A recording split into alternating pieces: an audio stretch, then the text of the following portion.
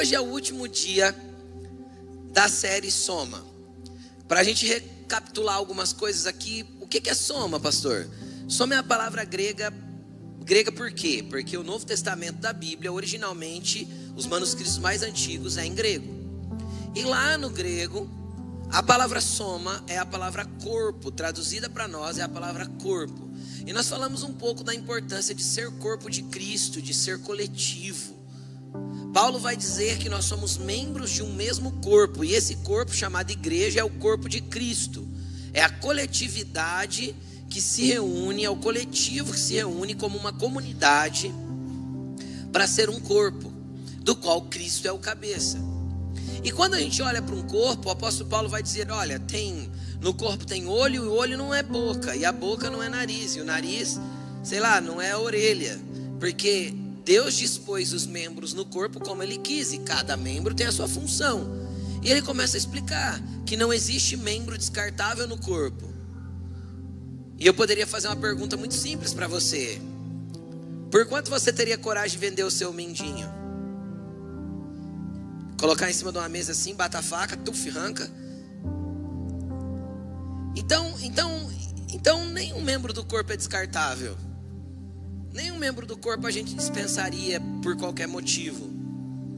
Então assim também é o corpo de Cristo.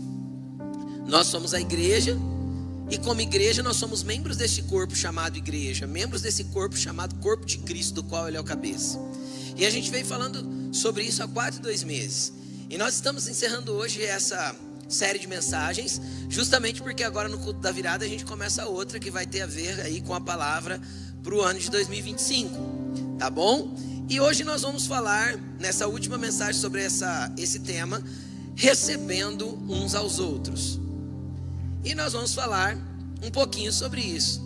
Aí você pensa assim, pastor, o que é receber uns aos outros? Fazer um churrasco lá em casa e receber as pessoas lá na minha casa? Não é bem disso que eu quero te falar.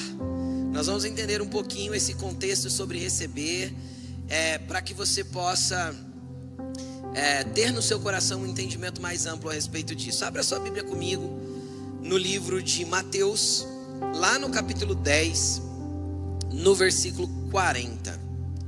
Mateus 10, 40.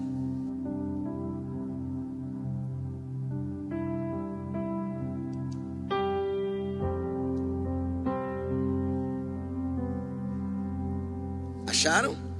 Mateus 10, 40 vai dizer o seguinte, ó: quem recebe vocês, recebe a mim. Quem me recebe, recebe aquele que me enviou. Quem recebe um profeta, porque ele é profeta, receberá a recompensa de profeta.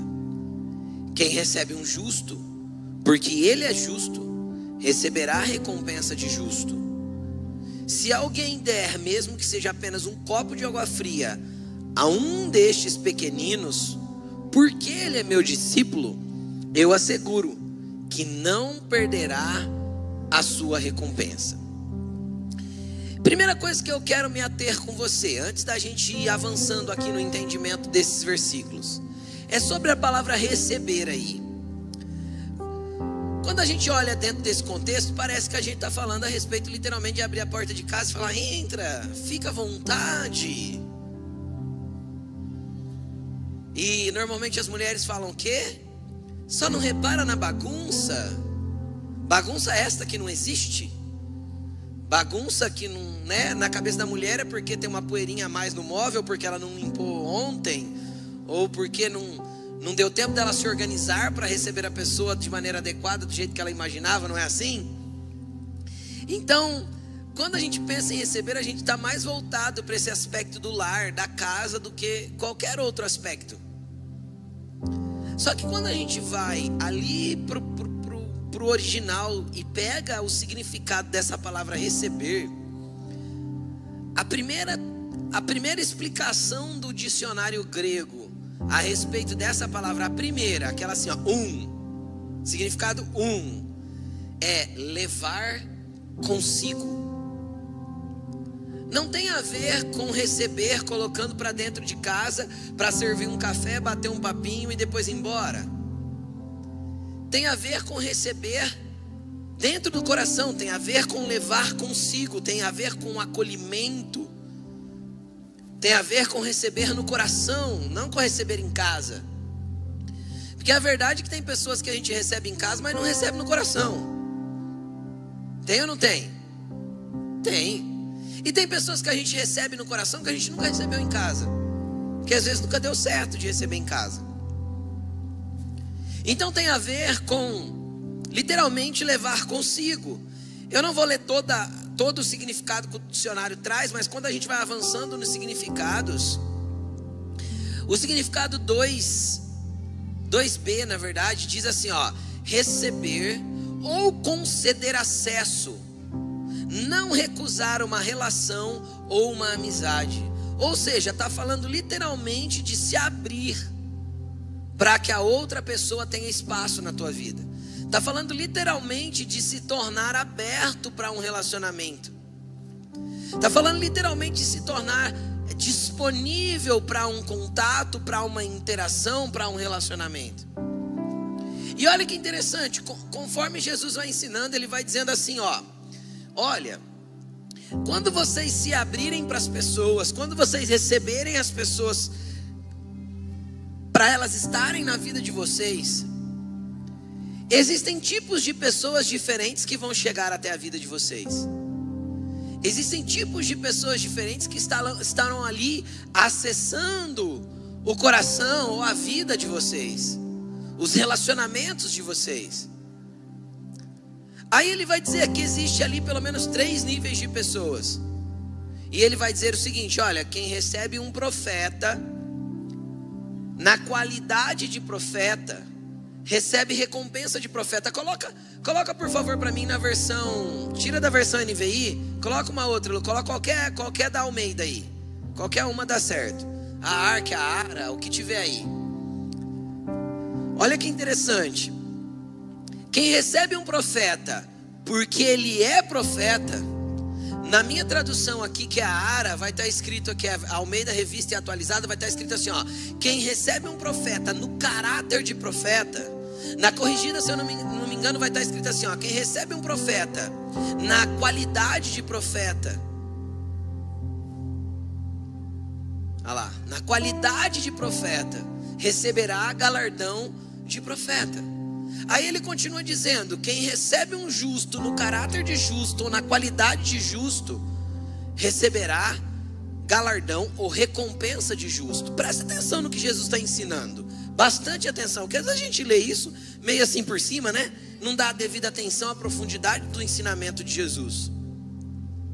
Então ele está falando assim: olha, se quando você abre o seu coração para uma pessoa, para um relacionamento, você reconhece o que aquela pessoa está carregando da parte de Deus, se você reconhece o que ela porta da parte de Deus, o que ela carrega da parte de Deus, e você reconhece isso, dá a devida importância daquilo que Deus já depositou sobre a vida dela, você está fadado a receber a mesma recompensa que aquela pessoa tem por carregar esse algo. Não é isso que Jesus está dizendo? Você vai receber a mesma recompensa eterna. Não estamos falando de recompensa da terra. Galardão é recompensa na eternidade. Na eternidade, se você reconhece que uma pessoa carrega e recebe ela no teu coração, entendendo qual a carga espiritual que ela tem, você vai ser abençoado por isso. Você vai receber recompensa por isso, por reconhecer o que essa pessoa carrega. Aí você pode pensar assim: mas pastor, como que eu vou reconhecer o que uma pessoa carrega? Primeira coisa que nós temos que entender, querido: todo mundo carrega uma porção de algo de Deus. Quem é filho de Deus aqui diz amém. Quem já entregou sua vida para Jesus se considera filho de Deus. Então não existe filho que foi criado para inutilidade. Todos os filhos carregam algo da parte do pai. Todos os filhos têm uma porção dele. Todos os filhos carregam alguma coisa. O problema é que muitas vezes ou nós ignoramos o que carregamos, porque estamos fugindo. E como tem filhos fugitivos? Deus já falou, Deus já sinalizou, Deus já trouxe o profeta, Deus já tentou te tirar desse lugar que você está, mas você está aí encavernado, parado e literalmente desprezando aquilo que você carrega da parte de Deus. Literalmente desprezando aquilo que Deus já depositou sobre a sua vida. Você está aí colecionando palavras proféticas sem nunca agir de maneira condizente àquilo que você já recebeu da parte de Deus. Porque quando Deus fala alguma coisa para você se movimentar, significa que Ele já te depositou a capacidade do movimento. Só que muitas vezes, querido, as suas lentes, a sua ótica a respeito de você mesmo faz com que ou você despreze, ou você minimize, ou você supervalorize aquilo que você ouviu a respeito da parte de Deus, aquilo que você ouviu da parte de Deus a respeito de você mesmo. Normalmente o que atrapalha nós, tanto de reconhecermos o que o outro carrega, quanto de reconhecer aquilo que carregamos da parte de Deus, tem a ver com as nossas frustrações, com os nossos traumas, com as nossas dores, com as nossas lentes sujas. Tem pessoas, por exemplo, que se minimizam. Por quê? Porque às vezes ela foi negativada a vida toda por um pai. Às vezes ela foi minimizada pelas pessoas. Então ela nunca consegue se ver a partir daquilo que Deus está dizendo a respeito dela. Ela sempre se vê inferior. Às vezes você é uma pessoa que já sofreu algumas perseguições. Já te acusaram, já te feriram. E você está preso na dor do teu ferimento até hoje, vitimizando-se há anos após anos e se escondendo daquilo que Deus tem para fazer na tua vida. Há um depósito, há uma carga, há algo que Deus depositou aí, só que você continua a se esconder. Ou tem gente que se supervaloriza, é o superego, né? Não é nada, não é ninguém, se acha o tal. É uma grande falácia, mas pouca realidade palpável daquilo que está dizendo que tem. Então, o problema de tudo isso não está no que Deus depositou em mim, mas está nas minhas lentes sujas, na minha ótica suja a respeito de mim mesmo. E isso vai diretamente interferir no meu relacionamento para com o próximo dentro da igreja. Por quê? Porque se Jesus está instruindo que eu tenho que abrir meu coração para receber o meu irmão, e que quando eu recebo eu tenho que reconhecer o que está sobre a vida dele, normalmente eu vou dar o devido valor mediante a ótica que eu tenho a respeito daquela pessoa. Então, se eu me acho muito grande, todo mundo é pequeno para mim. Só que se eu me acho muito pequeno, todo mundo é grande demais para eu estar perto. Quem está entendendo o que eu estou falando? Isso faz com que nós tenhamos problemas relacionais. Nós não vamos conseguir nos abrir o suficiente para que Deus possa gerar relacionamentos saudáveis, de crescimento mútuo, de desenvolvimento, de aperfeiçoamento cristão, de aperfeiçoamento pessoal, de desenvolvimento de quem somos, para que nós nos tornemos aquilo que Deus quer que nos tornemos. Querido, para pensar uma coisa. Se todo mundo é ruim para você, que tem pessoas que acham que todo mundo é ruim, né? Não tem? Será que o problema não está em você? Porque afinal ninguém é bom o suficiente para ser seu amigo. Ninguém é bom o suficiente para estar perto de você. Ninguém é bom o suficiente para te ensinar. Se todo mundo quer te explorar, porque tem gente que pensa que todo mundo que se aproxima dele é para explorar ele. Será que o problema está nas pessoas que estão tentando te explorar? Ou será que o problema está em você que acha que é explorado por todo mundo? Porque um dia você foi explorado lá atrás e guardou esse trauma. Então qualquer coisa que as pessoas fazem, elas estão te explorando. Então muitos dos nossos problemas relacionais têm a ver com a forma que a gente enxerga a vida, com a forma que nós nos enxergamos, com a forma com que nós lidamos com o coletivo, isso faz o quê? Na maioria das vezes, com que nós venhamos a fechar o nosso coração e não venhamos mais a receber nada e ninguém e de ninguém. Pastor nenhum é bom, igreja nenhuma é boa, líder nenhum presta.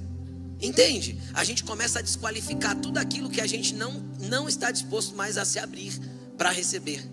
Porque um dia alguém quis me manipular, porque um dia alguém me feriu na igreja, porque um dia, querido, deixa eu te explicar uma coisa, quem vive de passado é museu, meu irmão. O teu Deus é o Deus do novo.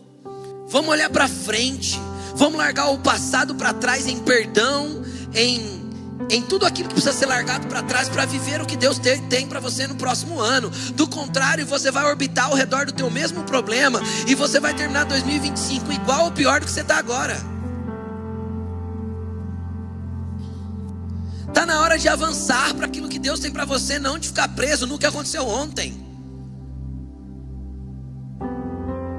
O que aconteceu ontem é passado, precisa ser perdoado, liberado. E o teu coração tem que estar livre para viver o novo de Deus. Sabe quando Jesus ensinou assim, se alguém te ferir na face direita, dê também a outra? Você vai, pastor, isso é impossível. Você que pensa. Não é não. Pode demorar um tempo para eu conseguir digerir para dar a outra, mas que eu tenho que dar, eu tenho. Porque senão eu travo o meu coração e nunca mais vou viver relacionamentos. Então, o que Jesus está falando? A respeito do que Jesus está falando? Um tapa na cara é uma das maiores ofensas que se tem, sim ou não? Para pensar. Jesus falou assim, se alguém te ofendeu de um lado, perdoe e esteja pronto para ser ofendido do outro agora. Porque as pessoas vão nos ofender na nossa caminhada. Quando a gente abre o nosso coração para receber as pessoas, de um jeito ou de outro elas acabam nos ofendendo. Por quê? Porque às vezes eu criei expectativas que não vão ser atendidas. Às vezes eu esperava algumas coisas que não vão acontecer. Às vezes ela realmente foi grossa, mal educada, sei lá. Aconteceu alguma coisa e elas me ofenderam. Agora, se quem eu sou está baseado nas ofensas que eu carrego, eu não sou livre. Eu sou um escravo das minhas emoções.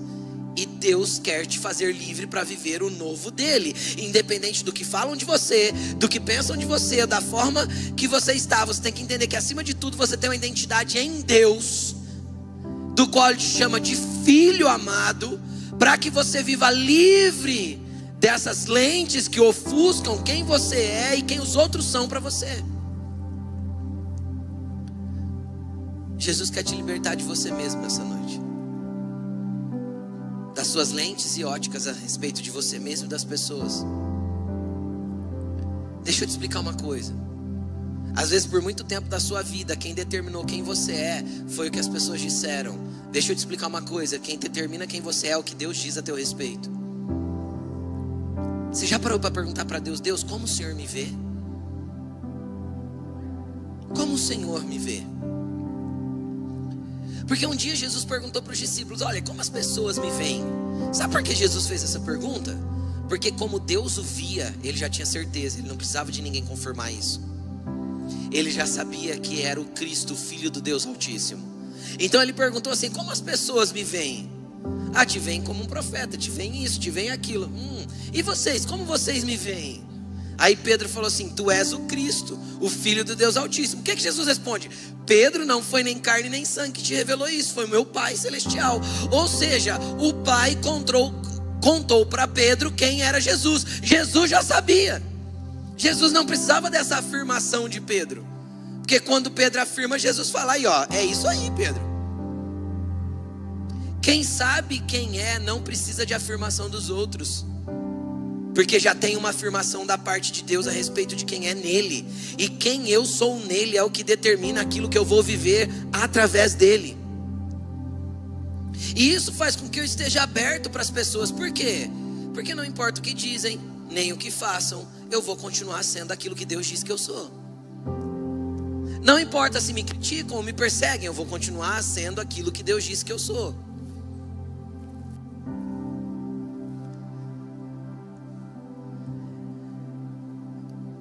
Um dos momentos da minha vida que eu estava passando por um período difícil, muitas críticas e perseguições, eu encontrei um amigo pastor, daqueles cabecinha bem branquinha, sabe?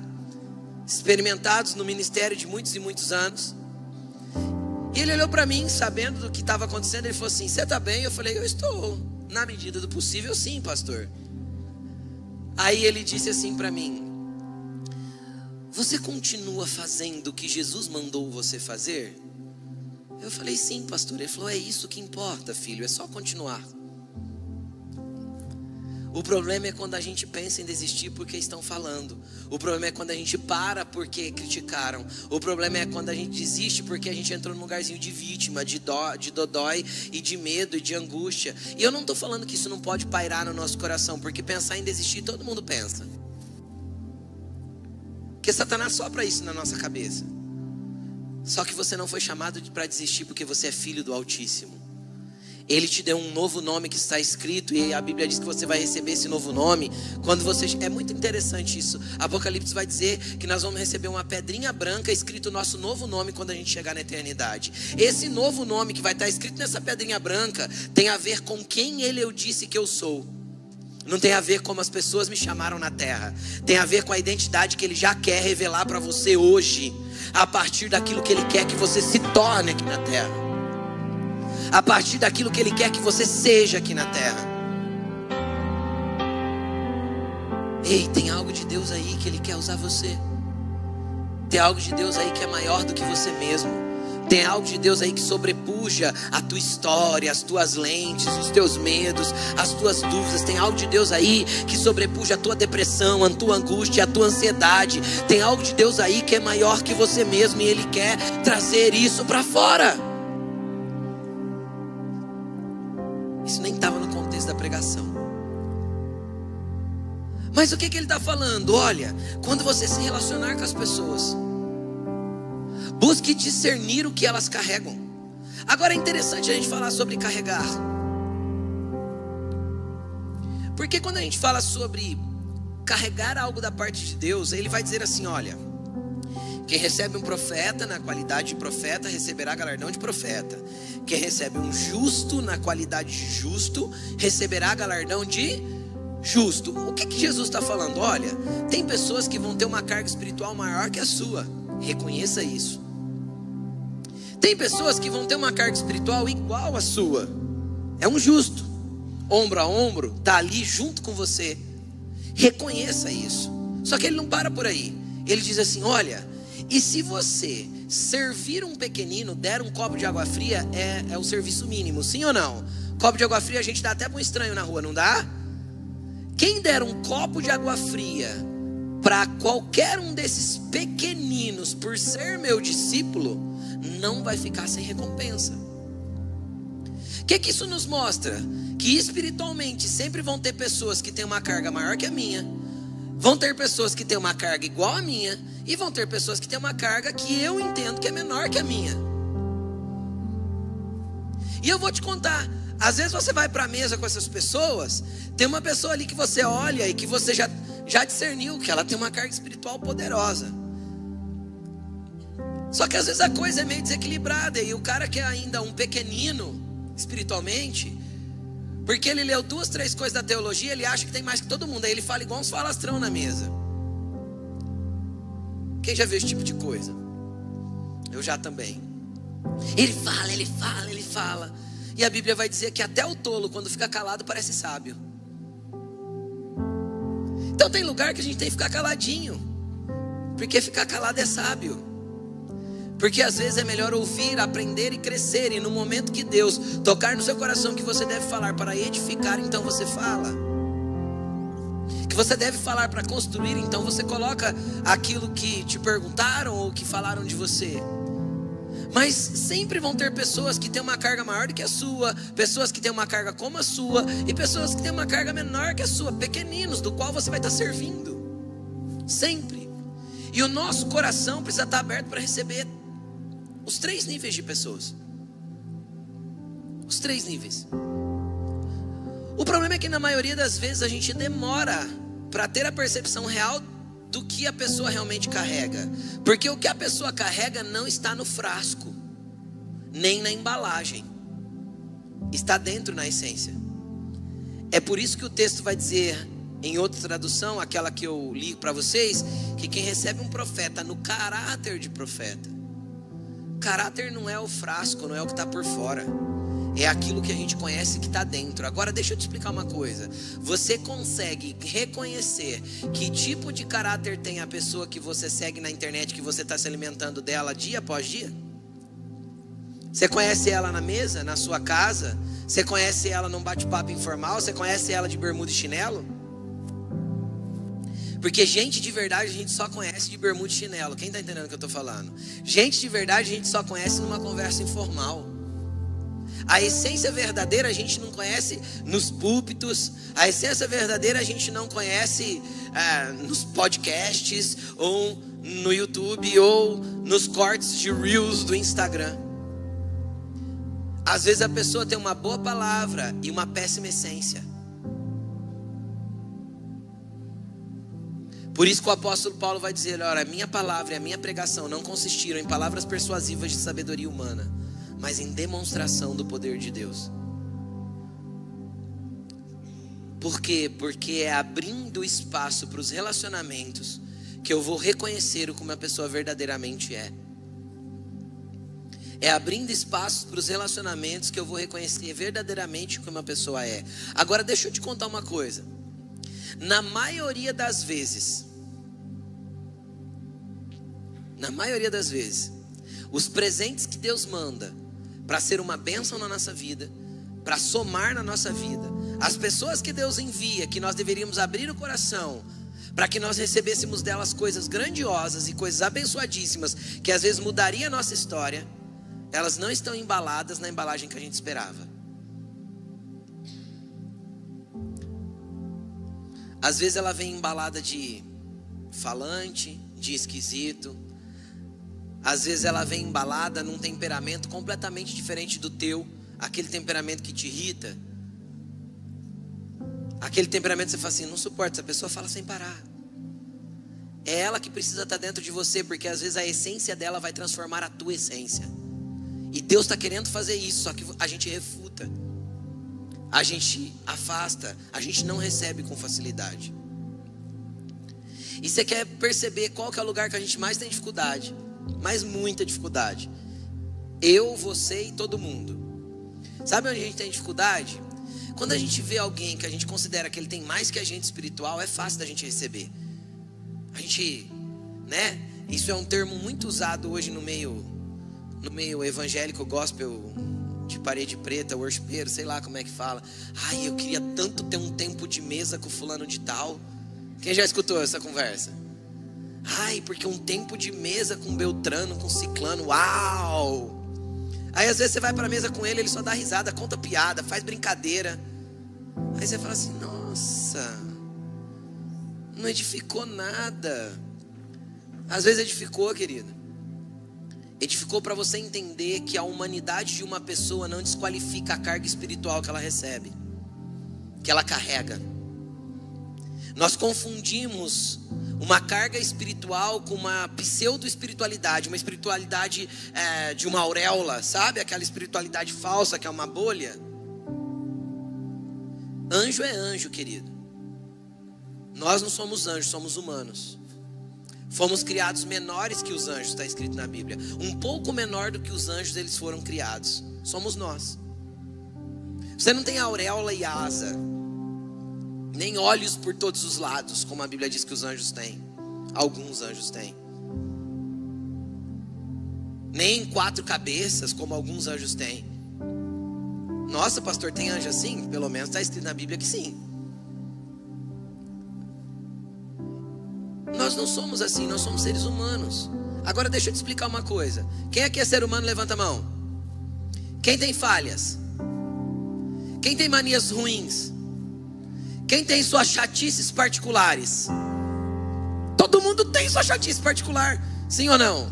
E quanto mais velho a gente fica, mais chato a gente fica. É ou não é? Quem é velho aí? Sim. Eu vou fazer 45 anos, gente. Eu já tenho um monte de chatice. A Alaine fala assim: nossa, você é chato, hein? Eu falo: ninguém mandou casar. Casou quando era novo, eu era menos chato. Agora eu tô ficando velho, pelo menos eu. A Alaine não é velha, ela tá super, ela não tem chatice. Imagina. Gente, vocês viram que a gente está de parzinho hoje? Fica em pé, Laine, para eles verem que a gente está de parzinho. Vai, Laine. Você é linda, Laine, fica de pé. Ela tá com vergonha, gente. Aí, ó, a gente está de parzinho, ó. Deixa eu fazer ela passar vergonha, né? Ela disse que não tem vergonha de nada. Desnecessária lá. Vamos continuar. Te amo. Ó, vamos continuar aqui. O que acontece? A gente vai ficando chato e a gente tem as nossas manias, o nosso jeito. Agora, você percebeu que todo mundo levantou a mão? Agora, se todo mundo levantou a mão, é fácil se relacionar com pessoas que têm manias, defeitos, erros e falhas? Sim ou não? Não é. Agora eu quero ir um passo além. Se todo mundo tem suas falhas, suas manias, suas chatices, suas dificuldades, o que você espera de um homem e uma mulher de Deus? É uma pergunta para você fazer. Ah, pastor, eu espero que eles flutuem, andem sobre as águas. Se Jesus chamar, eu até vou. Se ele não chamar, eu não vou não. Jesus chamou, não chamou? Vem Pedro, então deu para ir, né? Ainda assim afundou mesmo Jesus chamando. Ou seja, todos nós estamos sujeitos a mesmos problemas, as mesmas mágoas, as mesmas frustrações, as mesmas manias, e é tudo aquilo que um ser humano carrega, de dificuldades, de benefícios, de alegrias, de traumas, de medos, de chatices. Então todos nós somos seres humanos. O que Deus está falando para você reconhecer não é essa casca humana. O que Jesus está ensinando nós olharmos não é essa casca exterior, mas sim a essência daquilo que Deus depositou sobre a vida dessa pessoa, que pode ser exatamente o que você está precisando.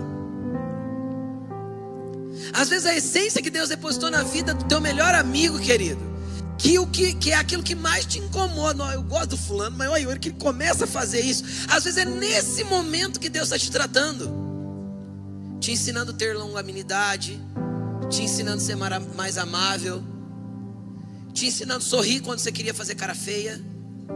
Porque tem gente que aprendeu a não falar e não fala mais, mas a cara não disfarça, né? Não é? Não é?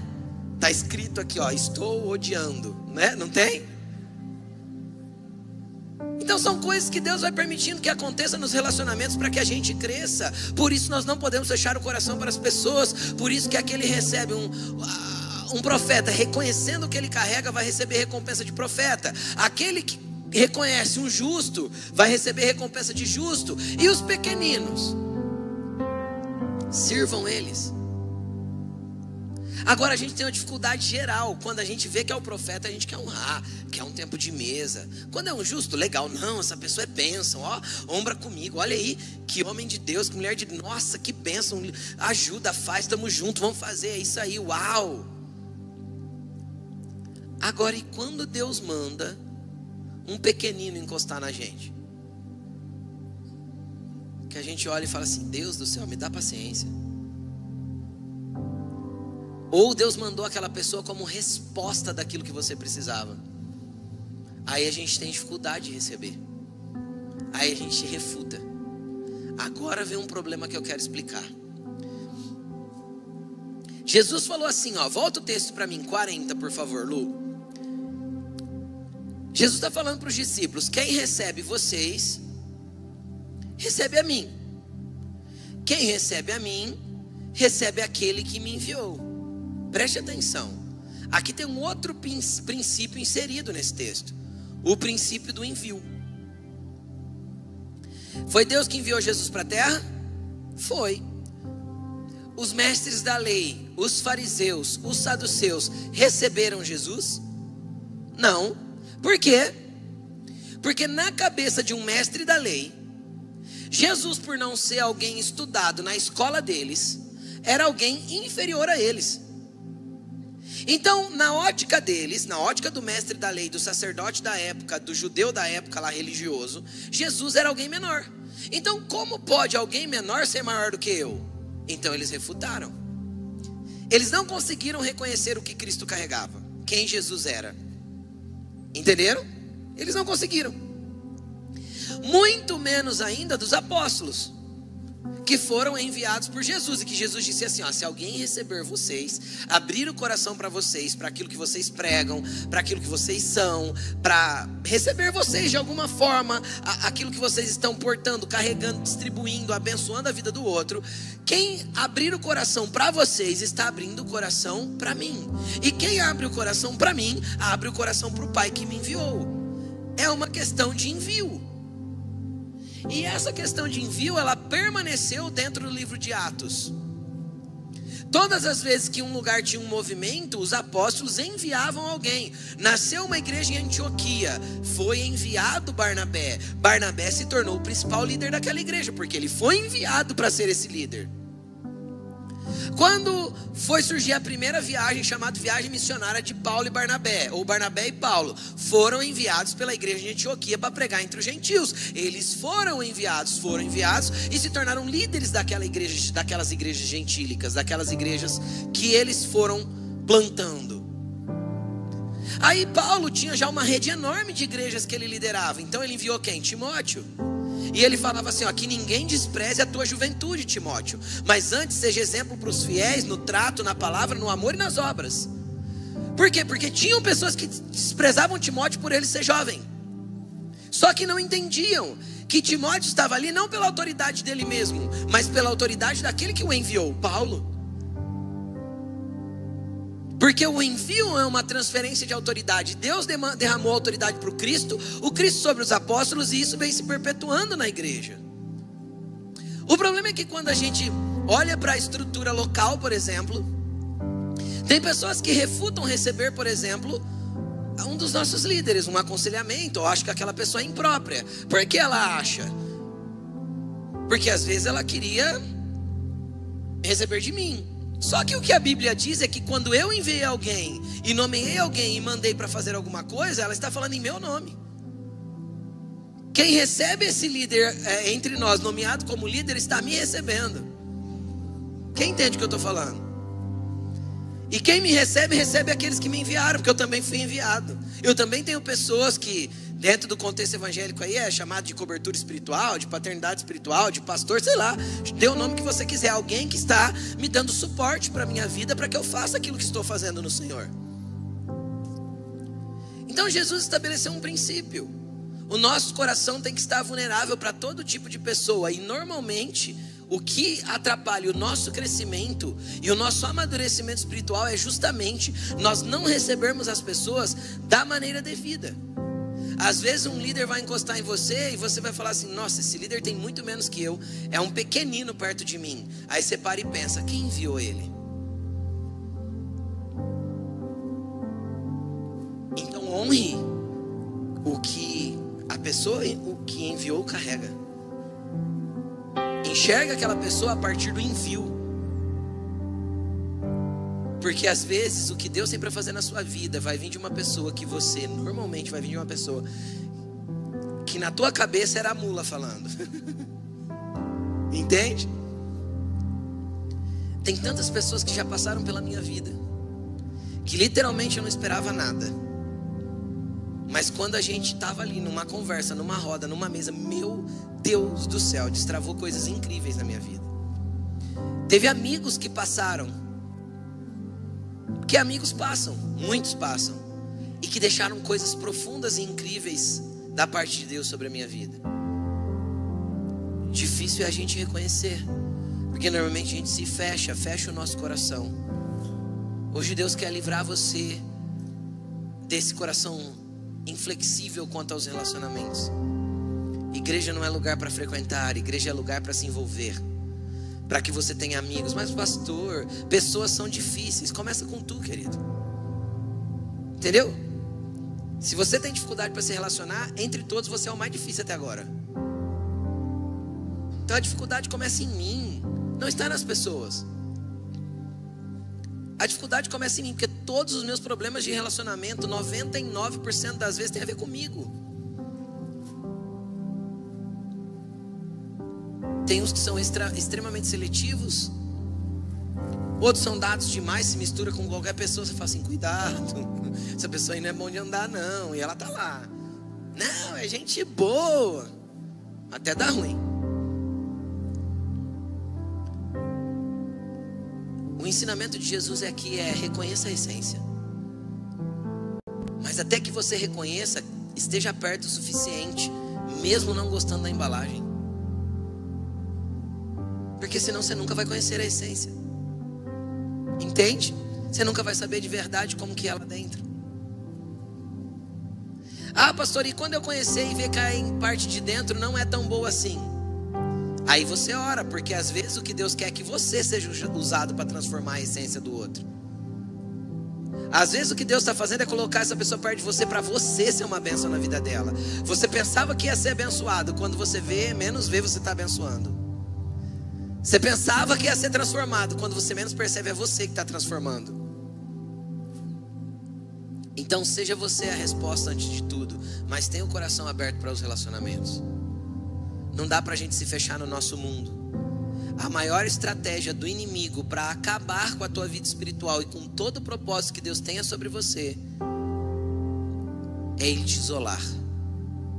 Se ele conseguir te deixar isolado, você nunca vai conseguir crescer e se desenvolver naquilo que Deus tem para a tua vida. Essa é uma das estratégias. A outra é a que eu já falei. Você tem um filtro muito equivocado por causa dos seus medos, dos seus dores, dos seus traumas. E aí, ou você menospreza aquilo que Deus já te deu, ignora e faz de conta que não existe. Ou você superestima, se torna um orgulhoso, arrogante, presunçoso. E aí quem te resiste é o próprio Deus, porque a Bíblia diz que Deus resiste o soberbo. E que a soberba precede a queda. O orgulho precede a queda. Então por quê? Porque a resistência vem do próprio Deus. Mas que nós estejamos abertos para os relacionamentos, porque isso é uma dádiva. Pastor, e quando quem se aproximou de mim, enviado por Jesus, eu acho que é muito pequeno, pastor, é alguém que não tem nada para me dar. Como que eu vou tentar receber alguma coisa dessa pessoa? Vamos ler o que Jesus falou sobre isso? Marcos 9:33. Marcos 9, do 33 ao 37. Coloca para mim, por favor. Olha aqui, ó. Chegaram então a Cafarnaum. Quando ele estava em casa, perguntou-lhes: o que vocês estavam discutindo no caminho? Jesus estava na casa dele em Cafarnaum, e os discípulos tinham vindo pelo caminho discutindo alguma coisa. Jesus tinha ouvido o zum zum zum, e ele chegou em casa e perguntou: o que foi o zum zum zum lá que você estava falando no caminho? Eles, porém, guardaram silêncio, não falaram nada, ficaram com medo de falar para Jesus, porque no caminho eles haviam discutido sobre quem era o maior. Do que eles estavam falando? Exatamente disso que Jesus mandou a gente discernir: o profeta, o justo, o pequenino. Quem é o maior entre nós? Sentando-se, Jesus chamou os 12 e disse: se alguém quiser ser o primeiro, será o último e servo de todos. E isso é ser grande no reino dos céus. Tomando uma criança, colocou-a no meio deles, e pegando-a nos braços, disse-lhes: quem recebe uma dessas criancinhas em meu nome, recebe a mim. E quem recebe a mim,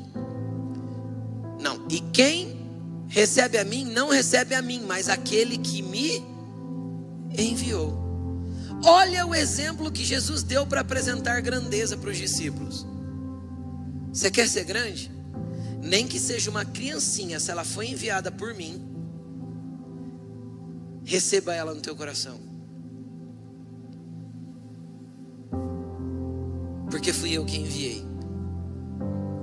Então às vezes você vai ter dificuldade de lidar com o frasco que Jesus estava mandando para você. Às vezes você pediu um vaso, Jesus mandou uma vasilha. Às vezes você pediu uma Tupperware, Jesus mandou uma vasilha de plástico.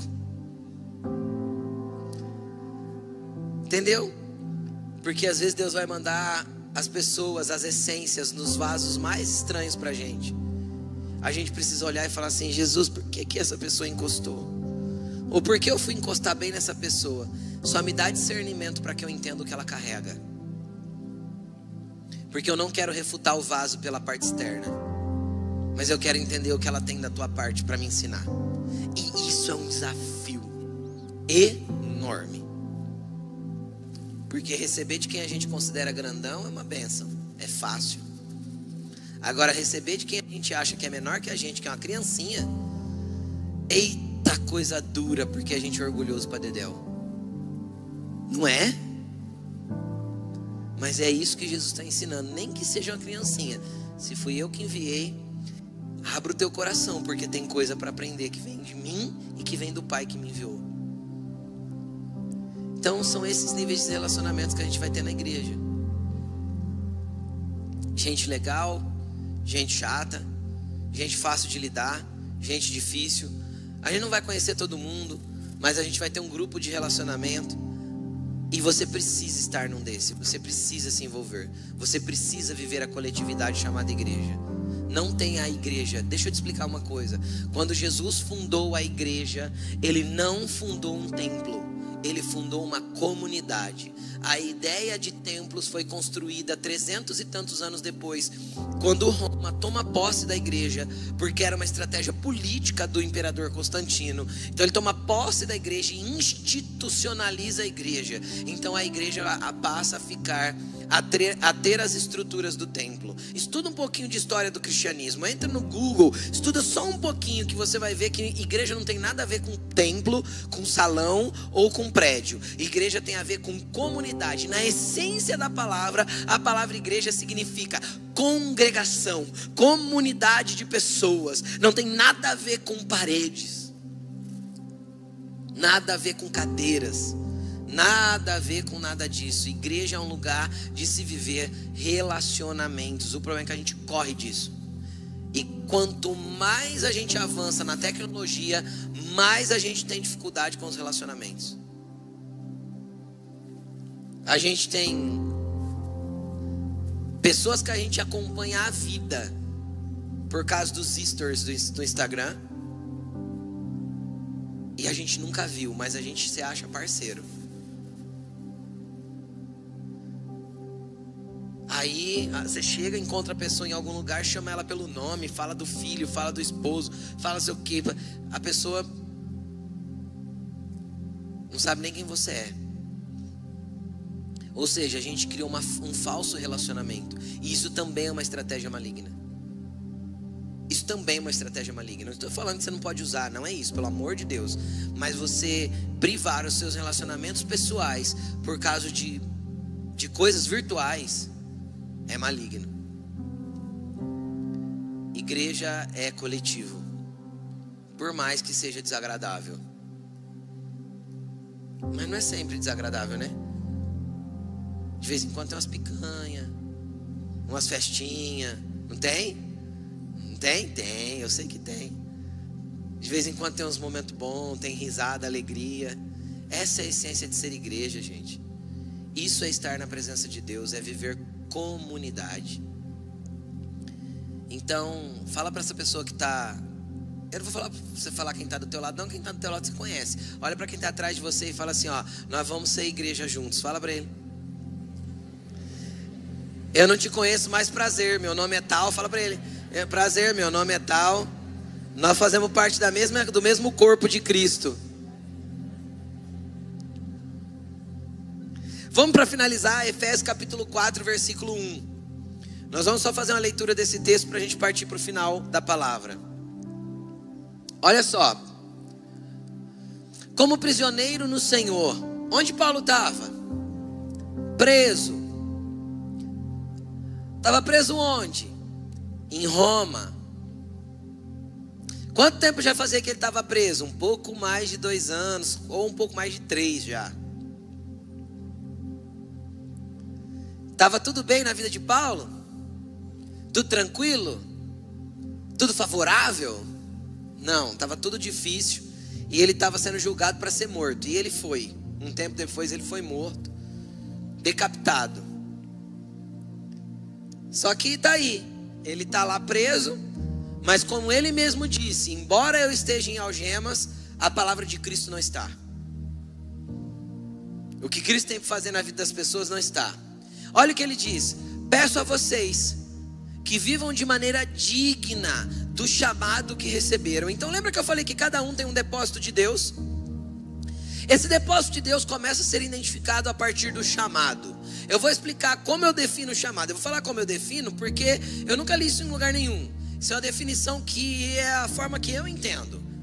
Chamado é a chama que queima dentro de você para te tirar de um lugar de inércia, de um lugar parado. É a chama que queima, que te movimenta a fazer alguma coisa. Isso é chamado. E quando Deus começa a levantar uma chama dentro de você para que você faça algo, significa que Ele já depositou alguma coisa dentro de você e Ele quer que você use essa coisa para o reino dEle. Pegou? Então é assim que eu considero chamado. O que é chamado? Chamado é a chama que queima dentro de nós para tirar a gente da zona de conforto, do lugar de inércia, do lugar de parado e fazer a gente se movimentar. A partir do chamado eu vou entender propósito. Aí com o caminhar eu vou conhecer o meu propósito no Senhor, que está completamente ligado à minha identidade nele. Quando eu entendo o que Ele diz ao meu respeito, vai começar a fazer sentido qual é o meu propósito sobre a terra. Agora o que eu quero que você entenda: todo mundo tem um propósito, ninguém nasceu e foi criado por Deus para inutilidade. Ok? Então, se nunca queimou nada no teu coração com relação ao reino de Deus, qual que é a tua oração hoje? Senhor, fala para mim quem eu sou no Senhor, como o Senhor me vê. Busque isso intensamente. Você não deveria terminar o ano de 2025 sem entender isso. Faça esse compromisso para com Deus. Deus, eu quero entender quem eu sou no Senhor, e pelo menos uma chama estar queimando no meu coração até o final desse ano, para que faça sentido a minha vida. Porque uma vida sem propósito, querido, é só existência. É sem destino, é sem rumo. Aí você é conduzido por qualquer outra força. A força do dinheiro, a força do salário, a força das emoções, a força de qualquer outra força vai te movimentar. E o que deve te movimentar é a força do propósito que Deus tem sobre a tua vida. Posso ouvir um amém? Então, vivam de maneira digna com relação ao chamado que vocês receberam. 2. Com toda humildade e mansidão, com paciência, suportando uns aos outros em amor. Ou seja, para ter relacionamentos bons, para o chamado fazer sentido, para a vida realmente ser digna, precisa de uma coisa: viver humilde, viver de maneira mansa, estar com o coração aberto para receber as pessoas e suportar uns aos outros. O que é suportar, pastor? É aquele negócio assim, eu já suporto essa pessoa. Não, querido, suportar é dar suporte. Entende? Em amor você é um suporte para o outro, para o pequenino que precisa, para a pessoa que você esperava que te ajudava, de repente é você que está ajudando ela. Suporte um ao outro em amor. Versículo 3. Façam todo o esforço. Só um pouquinho de esforço? Só um pouquinho? Todo esforço. Para quê? Para conservar a unidade do Espírito. Como que eu conservo a unidade do Espírito? Através do vínculo da paz. Sabe aquele dia que você tem vontade de matar o ser? Quem já teve vontade? Catar na garganta, esgoelar? Nunca teve? Ninguém nunca teve essa vontade? Eu já. Você não faz porque você mantém o vínculo da paz para que a unidade do Espírito permaneça. Você engole aquele caroço de abacate e fala: tá bom, Jesus, entendi. Deixa eu te explicar uma coisa. Sabe como você se torna humilde? Como estava escrito no versículo anterior.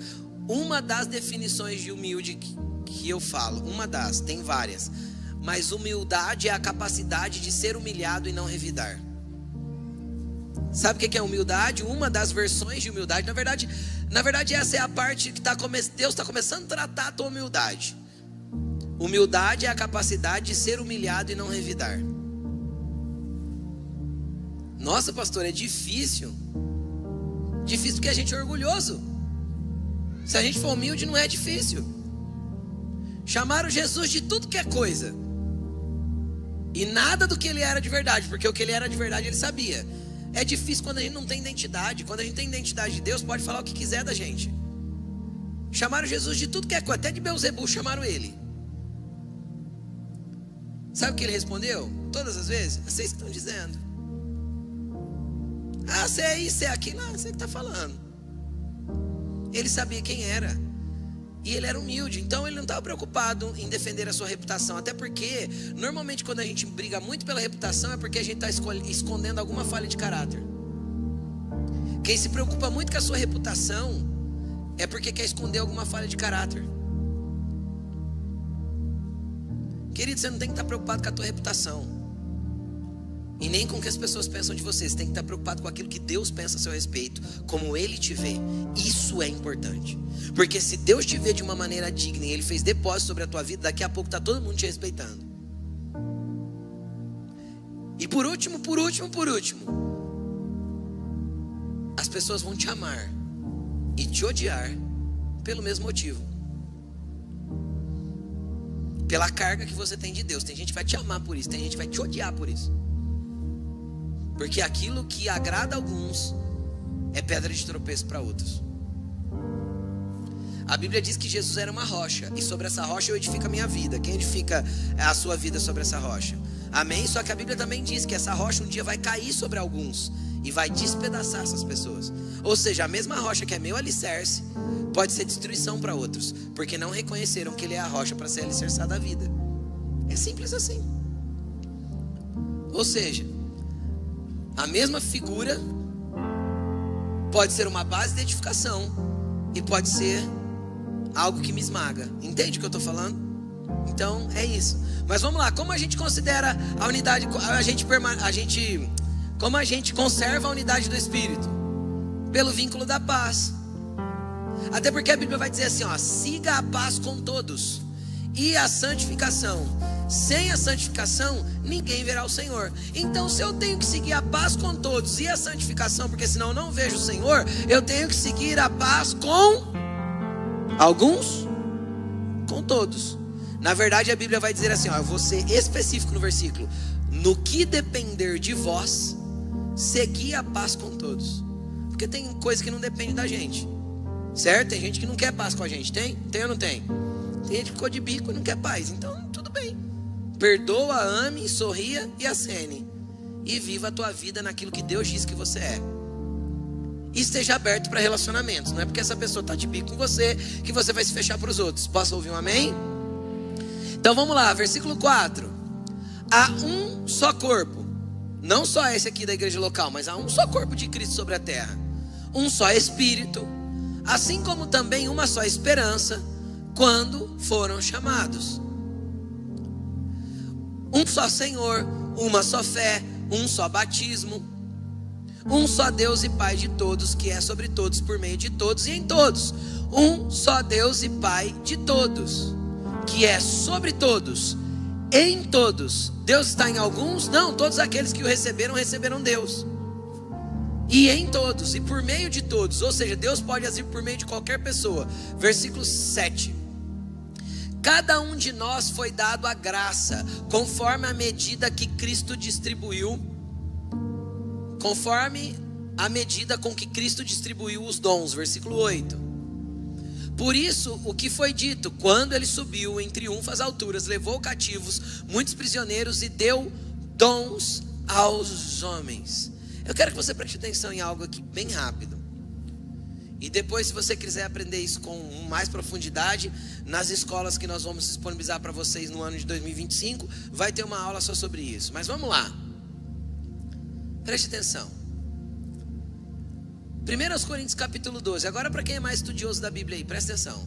1 Coríntios capítulo 12, Romanos capítulo 12, 1 Pedro capítulo 4, traz três listas de dons espirituais. Ali a Bíblia todas as vezes chama de dons do Espírito. E a palavra lá no grego original é a palavra charisma. Dons do Espírito. Só que quando a gente leu aqui, ó, ele subiu em triunfo, venceu a morte, ele deu dons aos homens. Não está falando dos dons do Espírito, está falando que Cristo deu dons aos homens, não o Espírito Santo. Lá em Coríntios capítulo 12, no versículo 11, vai dizer que é o mesmo Espírito que distribui particularmente cada dom como ele quer. Lá está falando do charisma, os dons do Espírito. Aqui a palavra não é charisma. Para quem tem dicionário aí na Bíblia e quer confirmar, aqui a palavra grega é a palavra doma. que significa presente.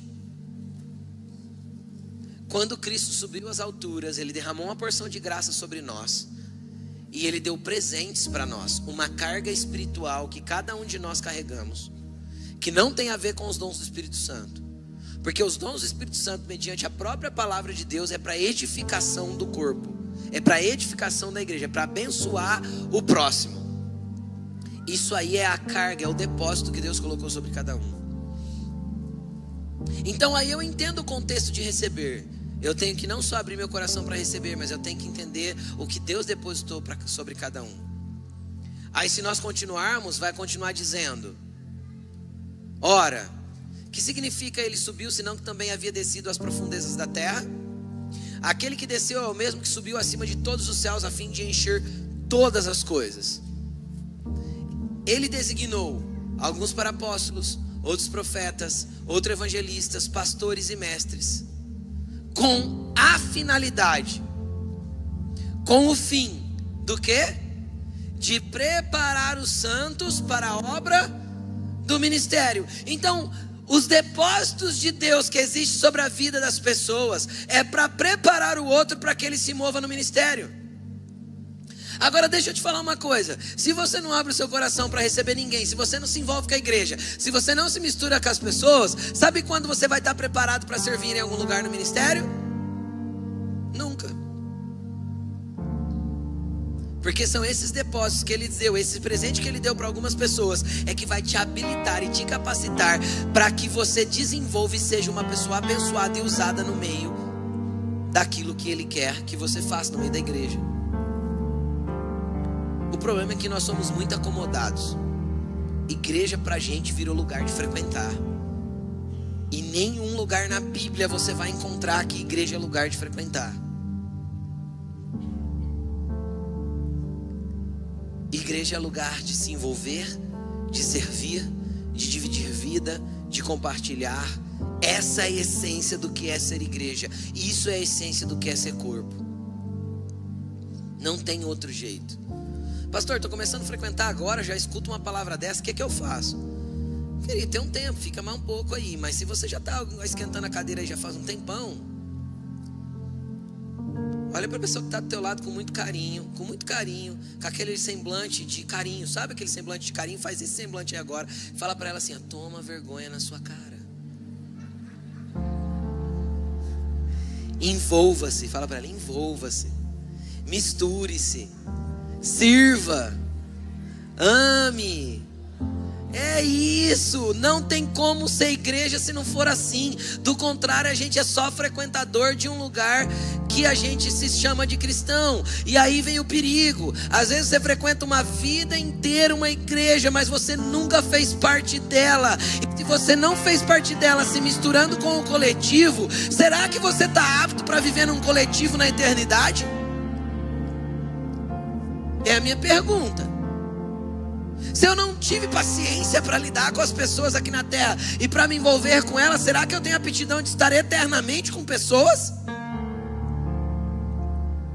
E não vai ser pouco, porque é os crentes de todas as gerações. Se no momento, na atualidade, nós temos 2 bilhões de cristãos na terra, imagina somando isso geração após geração, quantos bilhões de pessoas não terão na eternidade? Você já parou para pensar que vai morar todo mundo na mesma cidade? Porque está escrito. Aí você fala assim: mas pastor, a cidade vai ter que ser muito grande. E a Bíblia diz que é. E dá o tamanho ainda. Eu já contei isso aqui. É 2.700 quilômetros de comprimento por 2.700 quilômetros de largura. A cidade. Por 2.700 de altura. Não sei que jeito que vai ser esse negócio de altura, mas está escrito. A Bíblia vai dizer assim: a cidade é um cubo. Que jeito que essa cidade que é um cubo, não faz nem ideia, mas foi assim que João viu. Os casulos é de ouro, os muros é de pedra preciosa, cristal. Agora se a gente vai viver uma eternidade, e eu não estou falando de 70 anos, eu estou falando de uma eternidade com pessoas. Eu não gosto de gente. Deixa eu te contar uma coisa, tu vai pro inferno com gente. Vai ser atormentado a eternidade inteira do lado de um falante. Ele vai gritar na tua orelha a vida inteira. A eternidade inteira. Eu estou fazendo disso uma brincadeira, mas isso é muito sério. Envolva-se. Misture-se. Aí eu quero abrir um parênteses. Pode ser que haja traumas, dores do passado, medos, inseguranças, problema de aceitação e rejeição. Às vezes em algum momento da sua vida você foi rejeitado, você tem medo de ser rejeitado de novo. Deixa eu te falar uma coisa, acima de tudo, Cristo não te rejeita. Você é aceito por Ele. Você é filho dEle. Ele te ama. E Ele te amou tanto que te colocou numa comunidade e nos chamou todos de filhos. Se somos todos filhos, somos todos irmãos. Então, Ele pediu para a gente estar junto. Então misture-se, vai para um pequeno grupo, faça parte de um time de voluntários, sirva-se, misture com gente, se envolva-se. Igreja não é lugar para frequentar, igreja é lugar para se envolver. Essa ideia de auditório não é bíblica, ela é greco-romana, não bíblica. Negócio que a gente senta, ouve uma palestra e vai embora para casa. Para isso aí tem os coaches hoje em dia, não precisa nem ir na igreja. E lá você vai ser até mais animado. Dependendo do coach, vai ser bem animadão. Não vira nada, mas anima, né? Agora, eu não quero você animado, eu quero você salvo. Eu não quero você animado, eu quero você envolvido. Eu quero a tua vida fazendo parte do coletivo chamado igreja. Seja nessa ou em qualquer outra. Mas você precisa se misturar, se envolver com a comunidade, ter amigos aqui dentro, não só aqui dentro, porque isso também seria idiotice. Tem os amigos lá fora, que você é luz no meio deles, mas tem amigos aqui dentro que quando você vai para a mesa te fortalecem, para ser luz lá fora, porque senão você não vai conseguir. Então tem amigos na igreja, sabe? Tem amigos cristãos, amigos que fortalecem a tua fé, que no dia mal, porque todo mundo tem dia mal. Quem já teve um dia mal aí? Todo mundo tem dia mal. No dia mal ele vai falar assim: cara, não desiste, tô contigo, vou orar por você, conta comigo. E no dia da felicidade ele vai celebrar com você, verdadeiramente ou fingidamente, mas ele vai estar ali celebrando. Ai, pastor, tem gente fingida na igreja? Claro que tem, todo lugar tem, gente. Porque nós somos o que mesmo? Seres humanos. E Jesus quer que nós continuemos sendo seres humanos. Lógico, lapidando as nossas falhas nele, mas sendo seres humanos. Jesus não promoveu ninguém semideus. Tudo bem? Fica de pé.